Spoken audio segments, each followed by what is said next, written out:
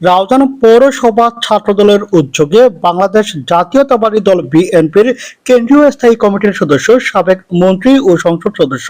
শহীদ সালাউদ্দিন কাদের চৌধুরী এর নবমতম শাহাদাত বার্ষিকী পালন করা হয়েছে। শুক্রবার 22শে নভেম্বর মরহুমের গহিরা বাসভবন সংলগ্ন কবরে পুষ্পমাল্য অর্পণের মাধ্যমে শ্রদ্ধা নিবেদন ও কবর জিয়ারত সহ নানা কর্মসূচি পালন করা হয়। শাহাদাত বার্ষিকী উপলক্ষে অনুষ্ঠিত কর্মসূচিতে উপস্থিত ছিলেন চট্টগ্রাম উত্তর জেলা ছাত্রদলের সহ সাধারণ সম্পাদক আরিফুল ইসলাম, পৌরসভা ছাত্রদল নেতা মইনুল ইসলাম পিঙ্কু, সৈয়দ ফরহাদ হোসেন বাবু,